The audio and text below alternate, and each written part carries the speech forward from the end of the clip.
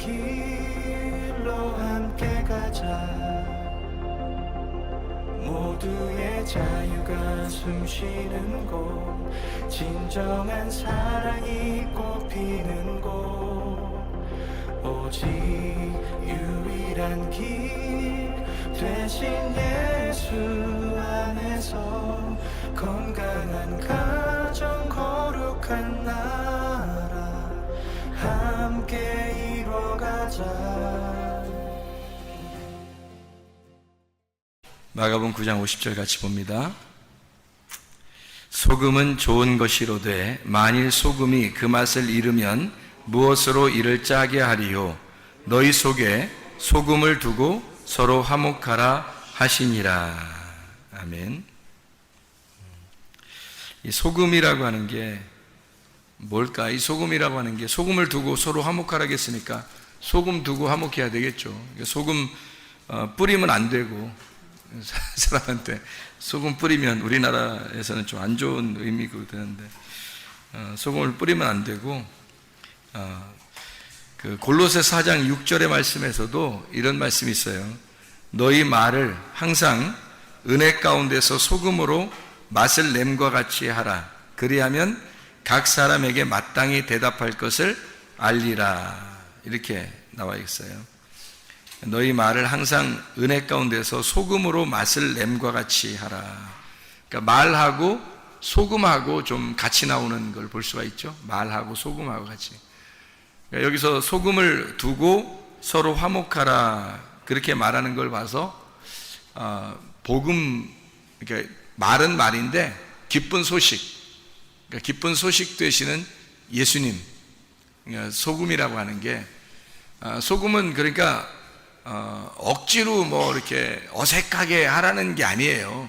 어색하게 소금 뭐 갖다가 서로 화목하라 그렇게 어색한다는 게 아니고 자연스러운 겁니다. 왜 그 자연스러운 거냐면, 성경에 보면 제사가 나오거든요. 제사가 레위기서 1장부터 5장까지 사이에 제사가 5개가 나와요. 번제, 소제, 화목제, 속죄제, 속건제, 이렇게 5개가 제사가 나오는데, 그 중에 곡식을 드리는 제사가 나와요. 이 곡식 드리는 제사가 레위기서 2장에 나오거든요. 레위기서 2장에 보면 곡식 드리는 제사에는 꼭 소금을 쳐라 그렇게 말해요. 그러니까 곡식이 들어가니까 소금이 들어가야 된다? 이건 자연스러운 거라는 거죠. 왜냐면 그냥 곡식만 이렇게 하나님께 드리는 게 아니라 소금을 꼭 이렇게 쳐서 함께 드려야 된다. 그건 자연스러운 일이었다는 거죠. 예를 들자면 우리가 빵을 만들어요. 빵을 만들 때 소금을 넣는다는 것은 자연스러운 일이거든요.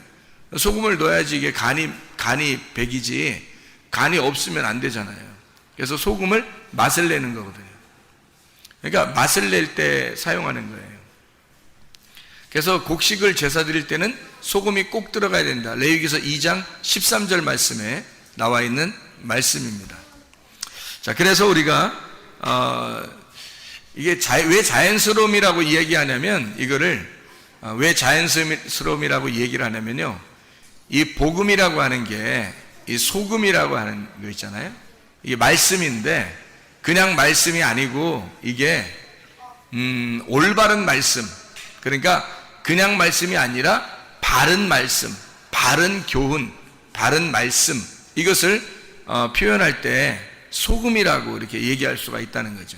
그러니까 그냥 말씀이 아니라 소금을 두고 서로 화목하라는 말은 그냥 아무렇게나 말하면 서로 뭐 화목한다 그런 말이 아니라 복음이라고 하는 좋은 말씀, 바른 말씀을 갖다가 서로 증거해서 그 바른 말씀으로 한 마음이 될 때만 그때 서로 화목하게 될 수 있으니까, 하나님 안에서 화목한 것을 얘기하는 거니까 소금을 두고 화목하라 그렇게 이야기를 하는 거죠.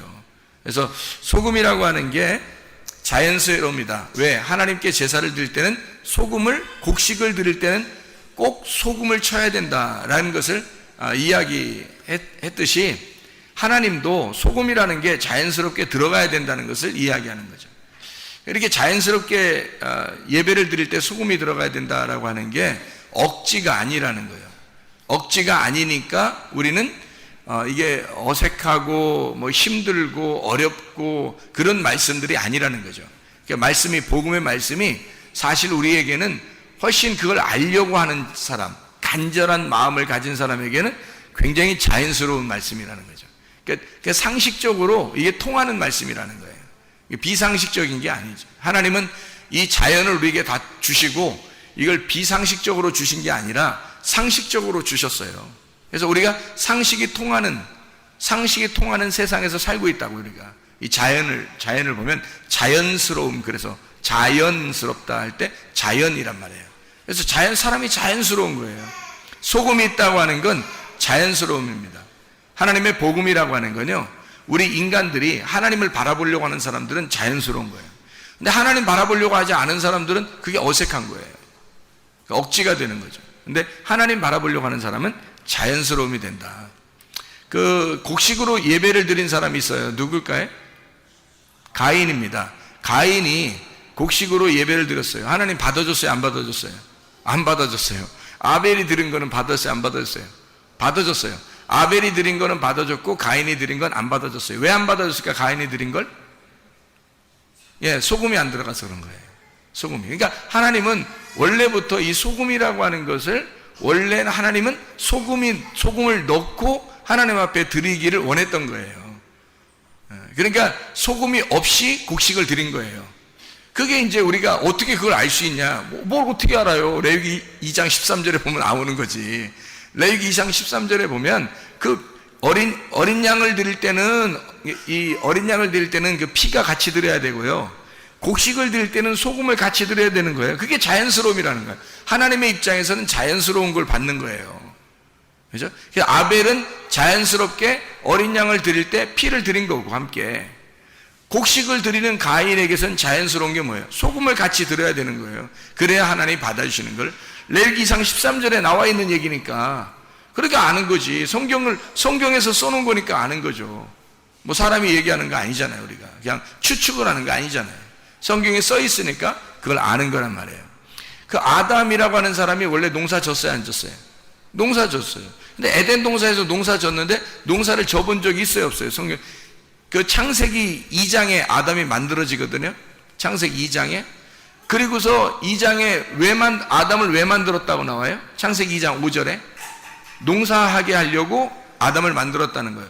농사라는 게 아바드고, 그게 아바드가 예배 드린다는 거거든요. 그러니까 예배 드리려고 아담을 만들었는 거예요. 그러면 창세기 2장에 아담이 예배 드려본 적이 있나요? 농사를 지어본 적이 있나요? 아무것도 안 맞는 거예요. 그러면 그래서 이게 아무것도 안 하고 가만히 있으니까 하나님이 하와를 만들어서 선악과를 먹으라는 거예요. 그러면은 하와를 만들어서 기껏 너를 도와줄 거야 그러면서 돕는 배필을 만들어서 너를 도와줄 거야 해서 만들어 놨더니 기껏 선악과를 먹게 만들어요. 그러면 거기서 2장과 3장에서 아담이 농사를 지은 것이 있냐고요? 없어요. 농사 짓는 게 뭐였냐면 선악과 따먹는 게 농사 짓는 거였어요. 그러니까 누구를 통해서 선악과를 먹은 거예요? 하와를 통해서, 자기 아내를 통해서 선악과를 먹은 게 그에게는 농사고 그게 예배였단 말이에요. 그러니까 예배를 드렸는데 그게 뭘 먹었다고요? 선악과를 먹었다고요. 그러니까 예배를 드리는데 뭘 먹어야 되냐면 생명나무를 먹어야 되는 거거든요. 생명나무를 먹어야 되는데 예배가 잘못된 거란 말이죠. 그러니까 아담과 하와가 예배가 잘못된 거예요. 선악과 먹은 거니까. 생명나무를 먹어야 되는데 선악과를 먹어버렸잖아요. 그러니까 잘못된 거라고. 근데 하나님은 그 잘못된 아담과 하와를 위해서 주님이 오셔가지고 그 대신 그 쓴물을 빨아들이고 자기가 죽으시고, 그리고 그들에게 단물로 주시려고, 구원을 주시려고 하는 하나님의 계획이니까 그들을 용납한 거예요. 받아들인 거라는 거죠. 예배는 실패한 거예요. 아담과 하와가 창세기 3장에 예배가 실패한 거예요. 그들에게 농사지라고 만들어놨더니 그들이 농사진 것도 없어요. 예배 드려본 적이 없어요. 기껏 한 게 다 선악과 먹은 거예요. 하와를 만들어줘 도와주라고 했더니 선악과 먹자 한 거예요. 그러니까 아무것도 한 게 없고, 우리가 성경을 보니까 선악과 먹은 것밖에 농사진 게 없더라는 거예요. 그러면 어떻게 선악과를 먹게 됐어요? 누구 때문에? 하와 때문에. 그러면 하와가 먹었을 때 하나님이 하와한테 나타났어요? 아니면 아담이 먹었을 때 나타났어요? 아담이 먹었을 때 나타나요. 그럼 처음부터 하와가 먹을 때부터 막아놓으면 되잖아요, 하나님이. 근데 안 막는단 말이에요. 그래서 하와가 먹고 자기가, 그리고 아담에게 먹게 하니까 그때 하나님이 나타나신단 말이죠. 어떻다는 거예요? 뭐 했다는 거예요? 어떻게 한 거예요? 선악과를 먹은 게 예배라고 그랬어요. 선악과를 먹은 게. 왜냐면 아담과 하와는 선악과를 먹어본 적이 없어요. 그 전에 먹어본 적이 없어요. 먹어본 적이 없다가 선악과를 먹으면서 드디어 자기들을 발견한 거예요. 그러니까 하나님은 그걸 원한 거죠. 그런데 그냥 먹었어요? 누가 먹여줬어요? 누가 먹으라고 했어요? 먹으라고 했어요. 하와는 누가 먹으라고 했어요? 뱀이 먹으라고 했어요. 뱀은 어떻게 보면 어디에 갑자기 어디서 나타난 거예요? 땅에서 갑자기 어디서 나타났어요, 그죠? 어디에 있던 거예요, 뱀이? 선악과를 먹으라고 선악과를 쳐다보면서 얘기해 준 뱀이에요. 그러면 선악과는 어디에 있었던 거예요? 선악과는 창세기 2장에 보면 어디에 있어요? 어디 중앙에 있다 그러잖아요. 어디 중앙? 에덴 동산 중앙에 있는 거죠. 에덴 동산 중앙에 선악과가 있었는데 그 선악과를 먹으라고 뱀이 선악과 밑에서 나타난 거예요. 그러면 뱀은 어디에 있었던 거예요? 예, 에덴 동산이라는 성전에 선악과에 같이 있었던 거죠. 뱀이. 그렇죠? 예. 그러니까 우리가 그 뱀이라고 하는 걸 너무 이렇게 악하게만 보지 말라겠어요. 뱀이 뭔가 우리에게 가르쳐 주는 게 있다 그랬어요. 그래서 뱀을 나하시라고 그래요. 가르치는 자입니다. 가르치는 자. 뱀은 슬기로우면서 가르치는 자예요. 우리에게 뱀을 통해서 우리에게 가르쳐 주려고 했던 거예요.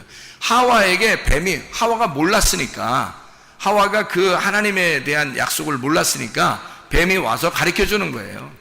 그래서 하와가 먹게 된 거고, 그가 아담에게 이제 먹게 해준 거거든요. 그러면 결국 아담이 먹게 된 건 누구 때문에 먹었냐면 하와 때문에 먹은 거예요. 하와는 뱀 때문에 먹었지만 결국 하와가 먹었을 때는 하나님이 나타나지도 않았어요. 그건 죄 취급도 안 했어. 하와하고 얘기한 게 아니거든. 하나님은 아담하고 얘기했었거든요. 처음에 약속을 아담하고 했으니까 하와가 먹었을 땐 나타나지도 않아요. 근데 아담이 먹었을 때는 약속을 어긴 거니까, 그러니까 아담이 먹었을 때는 나타났죠. 자, 보세요. 아담이 먹은 것은 누구 때문에 먹었어요? 하와 때문에. 하와 때문에 먹었다고 하는 것은 지금 아담이 선악과를 먹어야 한다는 것은 성경에서 정해진 거란 말이에요. 성경에서 창세기서에 선악과를 먹은 것이 정해져야 요한계시록의 생명나무를 먹게 돼 있어요. 그리스도를. 그래서 선악과를 먹는 것이 정해진 하나님의 그 순서였단 말이에요. 하나님의 계획, 질서인데 그 선악과를 먹어야 되는데 그 먹는 것이 하나님의 계획이었다면 선악과를 먹는 게 아담으로서는 최고의 일이란 말이에요. 그게 최고의 노동이고 그게 최고의 농사, 그것이 예배란 말이에요. 그러니까 선악과를 먹는 게 예배인데 누가 도와줘요? 하와가. 선악과를 하와가 먹도록 도와주니까 아담 입장에서는 지금 누구를 통해서 먹은 거예요? 하와를 통해서 먹은 거니까 아담은 하와를 농사진 거죠. 아담은 하와를 농사지어서 결국 선악과를 먹어 예배가 실패가 된 겁니다. 자, 이 말은 무슨 말이냐면요, 거기에 이 선악과를 먹으면 생명나무를 나중에 먹게 돼요. 그래서 그 생명나무를 먹게 됨으로써 선악과를 먹었음을 나중에 결론적으로 알려주는 내용이 성경이에요. 근데 이 선악과를 먹었을 때는 실패가 돼야지 이게 성공이 돼버리면 생명나무가 필요 없단 말이에요. 그러니까 이 선악과를 먹은 것이 예배 실패라고요. 노동의 실패, 농사의 실패라고 선악과 먹은 게. 그러니까 아담과 하와는 실패한 겁니다. 그래서 창세기 3장을 통해서 실패하고 하나님은 생명나무를 준비해 놓는 겁니다. 그렇죠? 그러니까 이 아담은 하와를 통해서 하와를 갈아서 선악과를 먹는 예배를 드린 거고, 가인이라고 하는 사람은 누구를 통해서 예배를 드린 것일까? 누구를 통해서? 가인이란 사람이 그냥 곡식을 하나님 앞에 드렸더니 안 받는 거예요. 하나님에 안 받아요. 그러면 곡식에 뭐가 들어가야 된다는 거예요? 곡식에 뭐가 들어가야 된다고요? 소금이 들어가야 된다고. 어린 양에는 뭐가 있으니까 하나님 받는 거예요? 피가 있으니까 받는 거예요. 피와 기름이. 그러니까 어린 양에는 피와 기름이 있으니까 받은 거고, 곡식 안에는 소금이 있어야 받는 거예요. 그러니까 이 곡식에 소금이 없으니까 이 가인이라고 하는 사람이 지금 원래 이 소금이라고 하는 걸 드리려면 누구를 지금 농사해야 되냐면, 가인의 입장에서는 아벨을 농사해서 하나님 앞에 예배를 드려야 된단 말이에요. 아벨을 농사해서 하나님께 예배를 드릴 때 하나님이 그 예배를 받으시는 거거든요. 그래서 하나님이 만나는 장면이 아벨을 죽이고 하나님이 만나셔요. 가인을. 그러니까 가인이 그냥 농사 짓고 하나님 앞에 드렸을 때는 하나님이 만나질 않아요. 근데 가인이 아벨을 죽이고 나니까 하나님께서 나타나십니다. 자, 아벨을 죽이니까 하나님이 나타났어요. 자, 뭐 어떻게, 왜 나타난 거죠? 왜 나타났어요? 어떻게 해서 나타났다고 거기 나와요? 누구의 핏소리가 들린다? 아벨의 핏소리가 들린다. 어디에서? 땅 속에서. 땅 속에 피가 들어갔다는 거예요. 너는 지금 땅에 농사를 지었잖아요. 농사를 지어가지고 하나님 앞에 이걸 드렸는데 하나님이 이건 안 받는단 말이에요. 근데 아벨을 죽이고 나니까 아벨의 피가 땅 속에 들어가 있다는 거죠. 그래서 땅 속에 들어있는 아벨의 피를 하나님의 소리를 듣고 하나님이 나타나서 가인을 부르시는 거예요. 그러면 땅이라고 하는 건 뭐가 있을 때 속죄가 일어난다? 피가 있을 때 이 땅에 속죄가 일어난다. 예수님이 십자가 못 박혀 돌아가실 때 피를 흘리셔서 어디로 떨어졌겠어요? 땅에 떨어진 거죠. 땅에 떨어져 땅을 정결케 하는 거란 말이에요. 땅이 누군데? 나니까 내 속에 예수의 피로 인하여 정결케 된다는 것을 이야기하는 거죠. 그러면 곡식에는 뭐가 들어가 있어야 된다고요? 땅은 피가 있어야 되고, 어린 양에는 피가 있어야 되고, 곡식에는 뭐가 들어있어야 된다고? 거기다 피 발라? 곡식에다 피 발라서 하나님 앞에 드리라는 거예요? 성경에? 아니잖아요. 곡식을 드릴 때 하나님이, 제가 그랬잖아, 자연스러워진다고.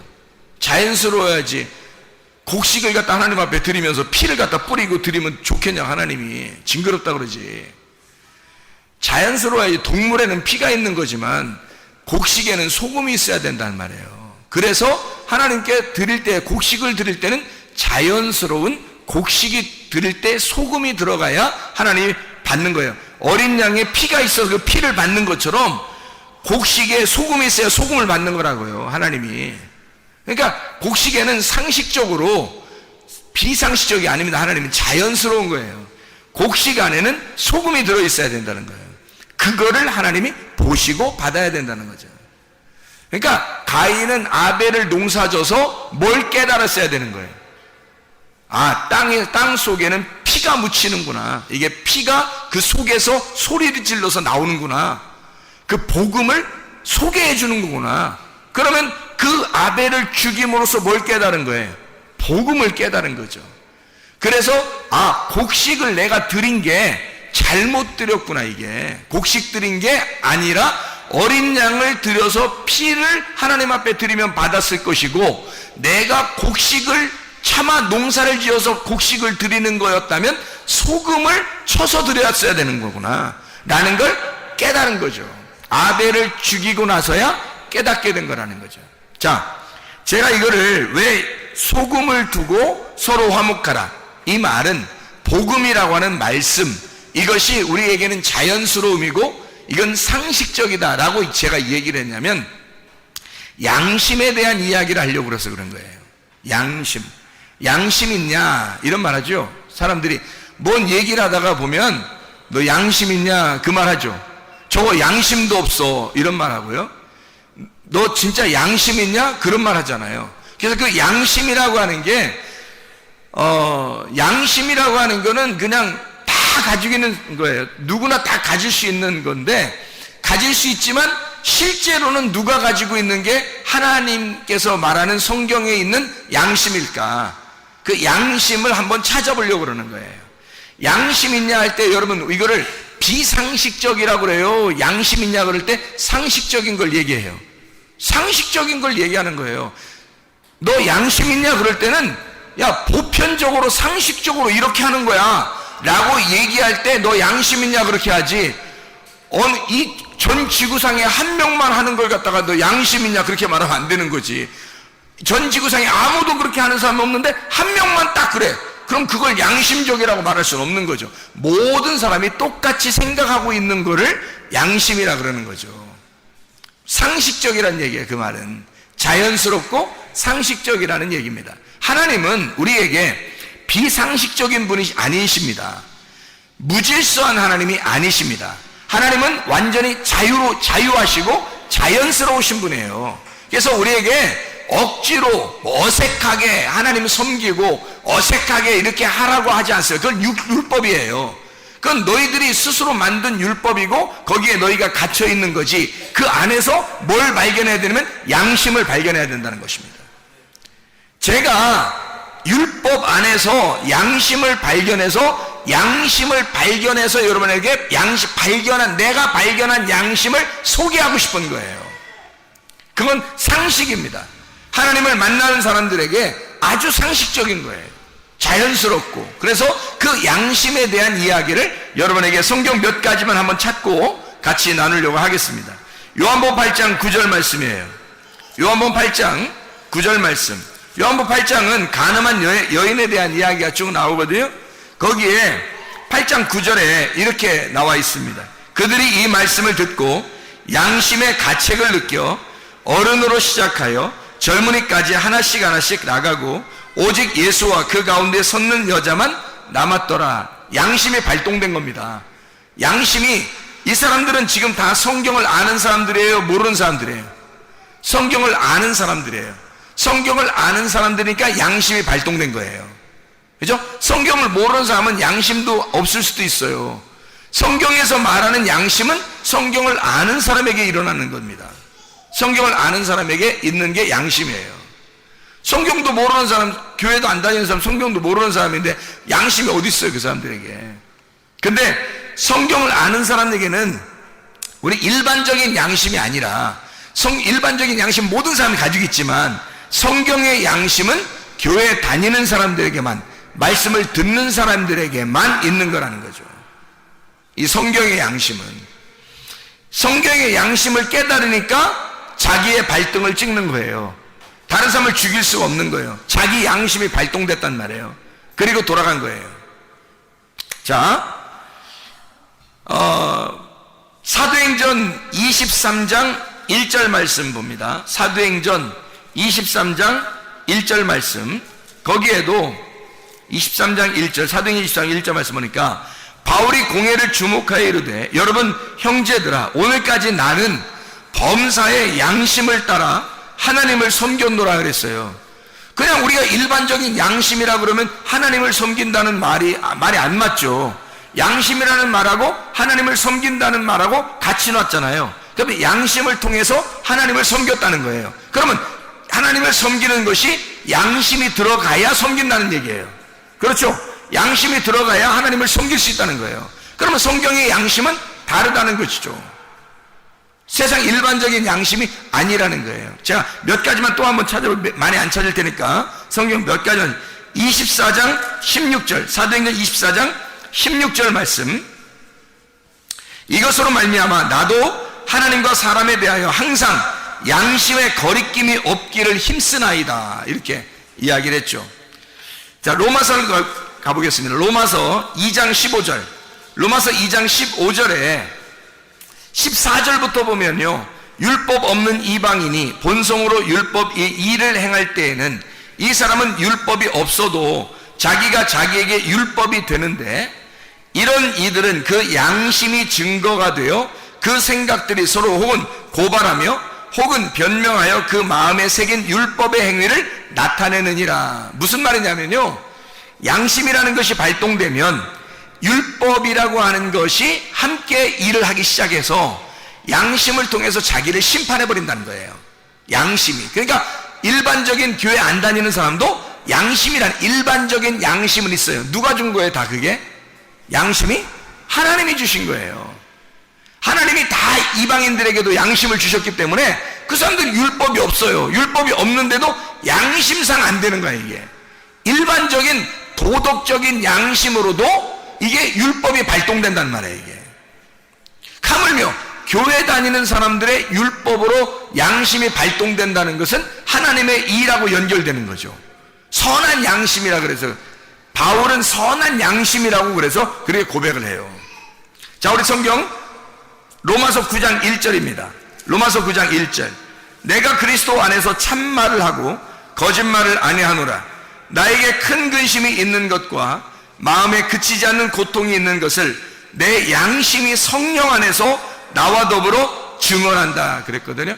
성령 안에서 양심이 함께 증언한대요. 그러니까 성령과 양심이 같이 있는 것을 볼 수 있죠. 양심과 성령이 같이 있는 거예요. 예, 그러니까 이 마음은 독특하게 하나님이 주신 마음이라는 거예요. 이게 양심이라고 하는 겁니다. 자, 로마서 13장 5절 말씀이에요. 13장 5절 말씀 보면요, 그러므로 복종하지 아니할 수 없으니 진노 때문에 할 것이 아니라 양심을 따라 해라 그 말이에요. 그러니까 너 혼날 것 같아서 양심적으로 살아라는 말이 아니라 양심을 따라 그냥 행동하라는 거예요. 너 하나님의 진노가 있으니까 그렇게 복종하고 이렇게 하는 게 아니라 양심을 따라서 복종해라는 거예요. 양심적으로 복종해라 그 말이거든요. 자, 이제 슬슬 이게 양심이 좀 가까워지고 있습니다. 디모데전서 1장 5절 말씀입니다. 디모데전서 1장 5절 말씀 보면요, 1장 5절, 이 교훈의 목적은 청결한 마음과 선한 양심과 거짓이 없는 믿음에서 나오는 사랑이라. 이 교훈, 이게 바른 교훈인데요, 말씀의 바른 교훈, 복음이라 그랬죠. 그것이 청결한 마음과 선한 양심과 거짓이 없는 믿음에서 나오는 사랑이래요. 그러니까 소금이라고 하는 것은 아주 자연스럽다 그랬죠. 소금은 자연스러움을 얘기하는 거예요. 소금을 맛을 이렇게 딱 이렇게 집어넣잖아요. 그러면 소금은 온데간데 없어요. 그 소금이 어디로 들어가 있어요? 예, 배추나 이런 거 절일 때 소금을 갖다 이렇게 집어넣잖아요. 그러면 배추 절일 때 소금 집어넣어 어느 날 소금을 찾으면 소금이 있어요, 없어요? 못 찾죠. 뭐만 있어요? 배추만 있어요. 그 김치가 돼 있어요. 그러니까 이게 소금이 그 안에 들어가 있는 거예요. 소금이 그 안에 들어가 있어요. 그러니까 이 속에 들어가서 자기 소금이 죽음으로써 배추를 살려버린 거예요. 배추의 맛을 살려버린 거란 말이에요. 그러니까 이것은 소금이 들어가고 거기서 죽고 그 속에서 맛을 내는 건 자연스러운 일이었단 말이에요. 소금을 집어넣는 자체가 자연스러움이었단 말이에요. 그러니까 이 양심이라고 하는 게 억지로 하는 게 아니라고. 이게 하나님이 우리에게 주신 양심은 억지로 하나님의 일을 하고 억지로 하나님 바라보고 예배드리고 이러라는 게 아니에요. 이것은 소금을 치는 것과 같은 거라는 거야. 소금을 치는 것과 같이 이렇게 자연스러운 복음이라는 겁니다. 그러니까 이게 하나님의 사랑인 거죠. 그래서 여기서도 청결한 마음과 선한 양심과 거짓이 없는 믿음에서 나오는 사랑이래요. 그게 뭐라고요? 양심적인 거예요. 그 양심적인 건 자연스러움이고 자연스러운 건 소금이고 그건 복음이라는 거예요. 그래서 그 복음이라고 하는 양심이 우리의 속에 들어오는 것은 자연스럽게 하나님이 우리에게 주시려고 하는 소금과 같다는 거예요.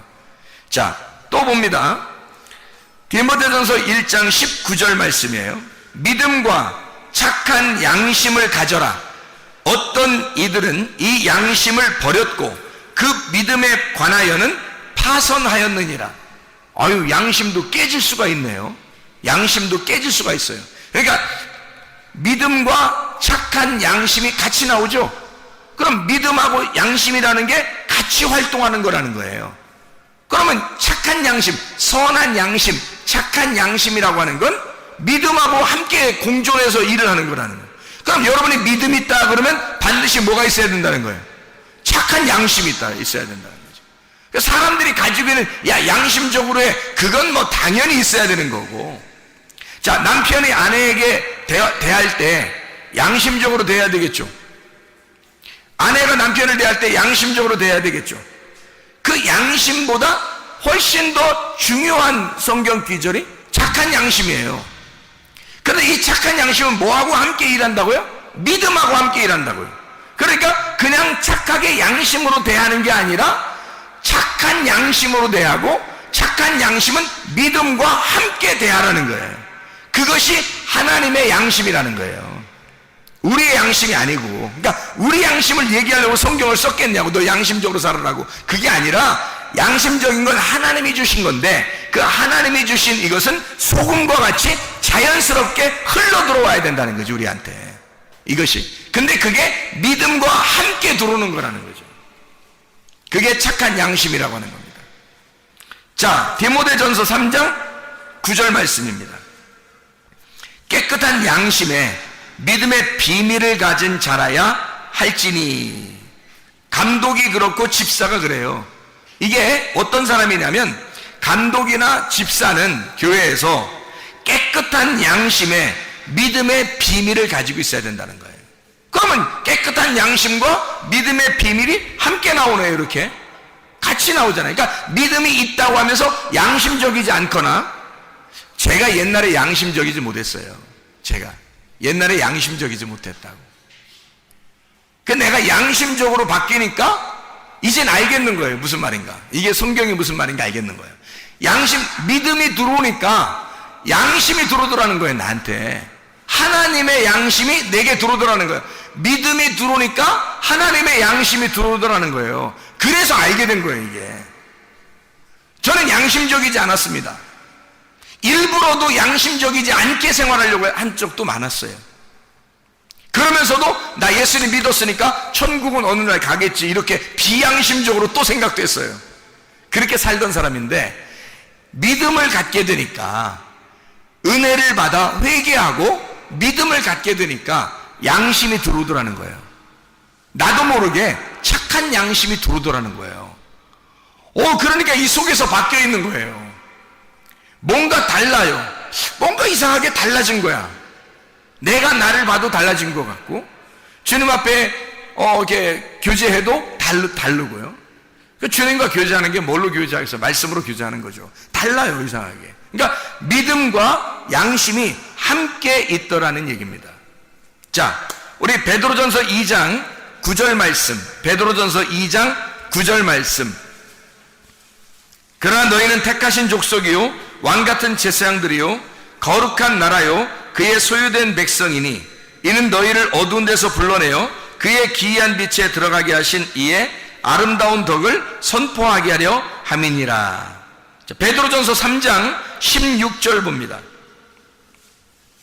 베드로전서 3장 16절. 선한 양심을 가져라. 이는 그리스도 안에 있는 너희의 선행을 욕하는 자들로 비방하는 일에 부끄러움을 당하게 하려 함이라. 선한 양심을 가지라. 너가 베드로전서 2장 9절에 너는 택하신 족속이고 왕같은 제사장들이고 거룩한 나라 하나님의 소유가 된 백성이니까 널 어두운 데서 불러낸 것은, 네가 그 기이한 빛에 들어간 것은 아름다운 덕을 선전하게 하려고, 너를 통해서 소금을 고르게 분배함으로써, 그 복음을 고르게 분배함으로써 화목시키려고 하는, 서로 하나가 되게 하려고 하는 너의 선한 양심으로, 그냥 사람들이 말하는 양심적이라는 도덕적인 그런 얘기가 아니라 진짜 하나님의 선한 양심으로 서로 소금을 뿌려서 함께 그 소금으로 화목하게 만드는 양심이 네 속에 들어와 하나님의 아름다운 덕을, 복음을 소개하고 선전하게 하려고 너를 어두운 데서 불러냈다는 겁니다. 그러니까 우리는 하나님의 선한 양심이 있어야 되는 거죠, 우리 속에. 그래서 베드로전서 3장 여기에 지금 16절에 선한 양심을 가져라 그렇게 말하는 거예요. 선한 양심, 분명히 선한 양심이 있다니까요. 제가 그걸 경험했어요. 제가 그걸 경험했다고. 선한 양심이 분명히 있다고요. 그래서 선한 양심이라고 하는 것을 제가 발견했기 때문에, 그걸 선한 양심을 경험했기 때문에 제가 이거를 부인할 수가 없는 거예요. 그래서 그걸 소개하는 겁니다, 여러분에게. 선한 양심을 가지라고. 여러분도 선한 양심을 가지셔야 합니다. 그냥 착한 일 해라, 착하게 좀 살아라, 이런 정도가 아니에요. 선한 양심을 가지셔야 된다는 겁니다. 베드로전서 3장 21절, 베드로전서 3장 21절 말씀. 물은 예수 그리스도께서 부활하심으로 말미암아 이제 너희를 구원하는 편이 곧 침례라. 이는 육체의 더러운 것을 제하여버림이 아니오 하나님을 향한 선한 양심의 간구이니라 그랬어요. 침례를 받는 거 있잖아요. 침례 받는 거, 할례 받는 거. 할례 받는 거 육체를 끊어버리는 거고요. 침례, 죽는 거잖아요, 우리가. 그러면 이것을 죽는 것과 부활하는 것이 동시에 있거든요. 그러니까 여기서는 말하기를 죽는 것은 소극적이고 부활한 것은 적극적인 거라는 거야. 자, 침례는 너를 육체의 더러운 것을 끊어버리는 것이 아니요, 뭐 하는 거다? 선한 양심을 따라가는 거다, 이렇게 말하는 거잖아요. 그러면 보세요. 너가 육체를 끊어버리려고 내가 이거 안 해야지, 이거 안 해야지, 내가 이걸 죽여야지, 내가 죽어야지, 내가 이걸 하면 안 돼, 이렇게 안 돼 하면서 이렇게 하는 것은 소극적이라는 겁니다. 그거 침례를 받는 것은 그것이 아니라는 거예요. 다시 말하면 침례가 물론 우리의 육체를 끊어버리는 죽음을 얘기하죠. 당연히 그걸 얘기하죠. 얘기하는 것인데 더 적극적으로 이 성경은 그렇게 말씀하는 겁니다. 네가 이것을 거기에 소극적으로, 부정적으로 네가 너 죽는 것만 생각하느냐? 그거는 어린아이들도 생각하는 거야. 침례를 받는다, 할례를 받는다 그러면 어린아이들도 무슨 생각하면 너가 죽는다, 육체적으로 끊어버린다, 요거 정도는 다 생각할 수 있다는 거야, 이건. 근데 더 하나님의 측면에서 선한 양심 안에서 생각할 때는, 선한 양심은 우리에게 뭐라고 고백하냐면 진짜 복음을 따라와라. 진짜 복음은 선한 양심인데 그 선한 양심을 네가 따라와야 된다는 것을 말하는 것입니다. 너가 죽는 것 정도는 아무것도 아니야. 그거는 그게 아니야. 침례는 그걸 얘기하려고 했던 게 아니야. 결국 너의 죽음이 너를 살리는 데 있었던 거고, 네가 그렇게 육체를 끊어버리는 죄를 그만둬야지 하는 그거 정도가 아니라는 거예요. 그 정도가 아니라 하나님이 우리에게 원하시는 것은 너는 선한 양심을 따라가라, 그 말이거든요. 침례라고 하는, 적어도 주님이 말하는 침례라고 하는 것은 네가 너를 죽이고 내가 죄를 그만둬야지, 내가 이런 죄를 그만둬야지 라고 하는 그 정도가 아니라는 거예요. 그게 아니라 하나님의 선한 양심을 따라가는 것이다. 하나님의 선한 양심을 따라가는 것이다. 그러니 이 선한 양심이 얼마나 우리에게 중요한 거냐고요. 그래서 우리는 믿음이라고 하는 게요, 그냥 여기 지금 소금과 믿음, 복음과 믿음, 여기 지금 선한 양심과 믿음 다 같이 나오잖아요. 이게 무슨 말이냐면 믿음이 생기면 선한 양심이 들어오는 거예요. 그러면 우리 속에서 우리도 모르는 사이에 내가 맛깔난다고요. 이상하게 자기 자신이 맛깔나니까 자부심이 생기는 거예요. 자존감. 나는 자존감이 그렇게 많이 있었던 사람이 아니에요. 나를 바라보니까 자존감이 그렇게 많이 있었던 사람이 아닌데, 하나님의 말씀을 통해서 복음이 들어오니까, 선한 양심이 나를 막 파고 들어오니까, 소금이 막 골고루 나에게 맛을 내고 맛깔나는 사람이 되니까 내가 나를 존중하게 되더라는 것입니다.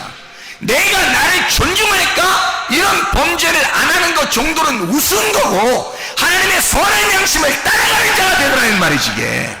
이게 굉장한 것이더라는 거예요. 여러분도 이 하나님의 선한 양심을 만나셔야 되잖아. 믿음을 여러분 속에 가지셔야 되잖아. 그래서 선한 양심이 들어오셔야 되잖아. 그러니까 선한 양심이 뭔지를 우리가 깨달아. 이게 믿음이라는 거예요. 이게 믿음. 이게 믿음. 그러니까 그 선한 양심이 들어와야 변함없이 나를 끌고 나가는 거예요. 어느 날 하루 하는 게 아니라 계속해서 하는 게 피스피스라고 하는 믿음이에요. 그래서 성경을 믿음이라고 하는 게 뭐냐? 믿음이라는 게, 믿음, 그러면 믿음이 뭐지? 막연하게 이게 소망의 예수님입니다. 소망의 예수님이 믿음이에요. 잘 생각해봐요. 히브리서 11장에 보면요, 히브리 11장 1절부터 4절에 보면 믿음은 바라는 것들의 실상이요 보지 못하는 것들의 증거다 그랬잖아요. 그러면 바라는 것과 보지 못하는 것은 다 뭐예요? 안 보이는 거잖아요. 안 보이는 거니까 여기 지금 현실로 내가 보이는 게 아니잖아요. 보이는 게 아니, 믿음이라는 건 보이는 게 아니라는 거야. 안 보이는 거라는 거야. 그건 뭐예요? 안 보이는 거니까 소망이죠. 안 보이는 거니까. 자, 그러면 우리가 이것을 한번 찾아볼까요? 로마서 한번 8장을 한번 찾아봐요. 로마서 8장 세 가지만 한번 찾아봅시다. 로마서 8장 24절 말씀입니다. 자, 잘 들어봐요. 로마서 8장 24절. 우리가 소망으로 구원을 얻었음에 보이는 소망이 소망이 아니니 보는 것을 누가 바라리요? 생각해 보세요. 뭘로 구원받다고? 우리가 소망으로 구원받다고. 여러분, 소망이 없으면 믿음 없는 거예요. 믿음으로 우리는 구원받아야 되잖아요. 그렇죠? 믿음으로 구원받잖아. 우리가 너희가 그 은혜를 인하여 믿음으로 말미암아 구원 얻었나니, 에베소 2장 8, 9절의 말씀이죠. 그런데 여기는 지금 소망으로 구원 얻는다는 거잖아요. 보이는 것이 아니라 바라는 것을 보는 것을 누가 바라려고 그러잖아요. 안 보이니까 바라는 거예요. 안 보이니까 바라는 그것이 믿음이고, 그 믿음, 소망이라고 하는 믿음이라는 소망이 나를 구원했다는 거잖아요. 자, 생각해 보세요. 로마서 12장 12절. 로마서 12장 12절. 소망 중에 즐거워하며 환난 중에 참으며 기도에 항상 힘쓰며. 소망 바꿔서 믿음. 바라는 보이지 않는 것들, 그 믿음이라는 보이지 않는 거, 이 소망이란 말이에요. 로마서 15장 4절 말씀. 무엇이든지 전에 기록된 바는 우리의 교훈을 위하여 기록된 것이니 우리로 하여금 인내로 또는 성경의 위로로 소망을 가지게 함이니라. 아니, 우리 믿음을 가져야 천국 가잖아요. 영혼의 구원 받잖아. 베드로전서 1장 9절에 믿음으로 너희의 영혼의 구원을 받는 거잖아요. 그런데요, 여기서는 소망을 가지게 하려 합니다. 성경의 위로로 소망을 가지게 하려 합니다. 소망을 갖게 하려고 우리를 부르신대요. 소망을 갖게 하려고. 그 믿음이거든요. 하나만 더 찾아요. 로마서 15장 13절 말씀. 소망의 하나님이 모든 기쁨과 평강을 믿음 안에서, 이러잖아요. 소망의 하나님이 믿음 안에서 너희에게 충만하게 하사 성령의 능력으로 소망이 넘치게 하시기를 원하노라 그랬잖아요. 소망이죠. 그게 믿음입니다. 믿음과 소망은 같이 나오는 거예요. 그래서 그것이 복음이고 소금이고 선한 양심이라는 겁니다. 선한 양심이라고 하는 것이 슈네이데시스라는 단어거든요. 슈네이데시스.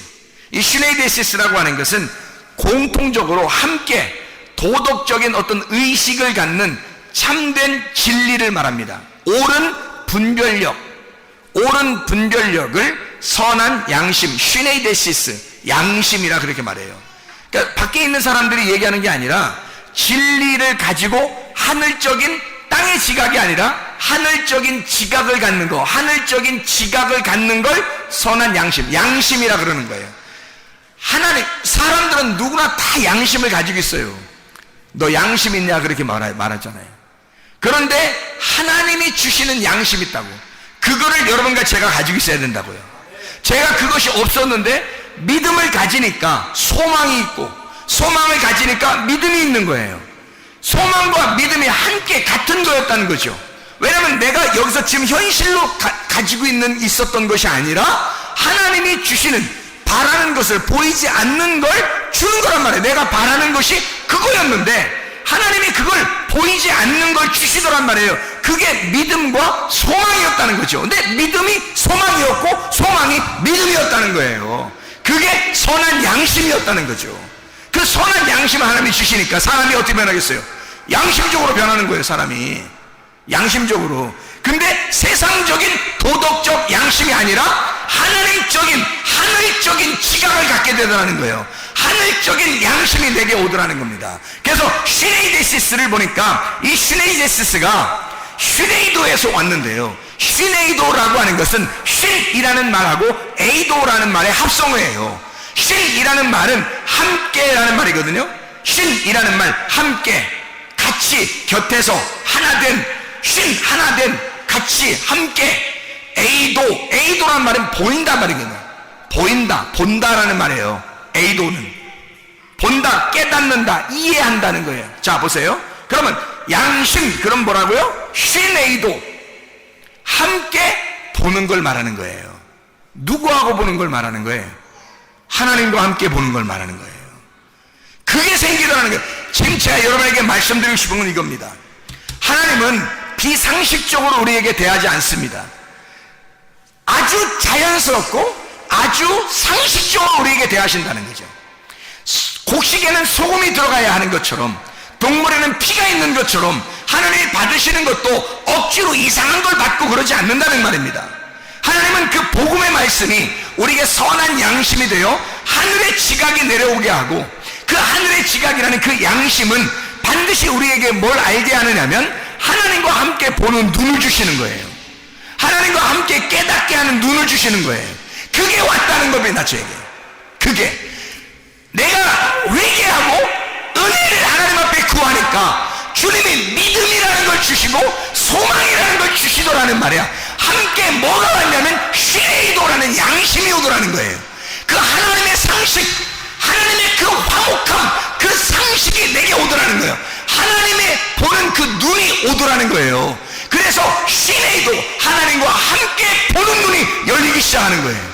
이 하나님의, 그러니까 이게 진리가 열리는 거예요. 옳은 진리라는 거죠. 바른 말씀, 옳은 진리가 열리는 거, 이게 선한 양심입니다. 여러분에게는 이런 양심이 있으십니까? 양심적이어야 한다. 네가 양심적이어야 한다. 네가 양심으로 상식적으로 살아봐라. 네가 자연적으로 자연스럽게 한번 살아봐라 이 말이야. 그리스도인이냐? 네가 자연스러우냐? 네가 진짜 하나님의 사람이냐? 너는 양심이 있느냐 이 말이야. 그리스도의 양심을 갖는 주의 백성들 다 되시길 바랍니다. 기도하겠습니다.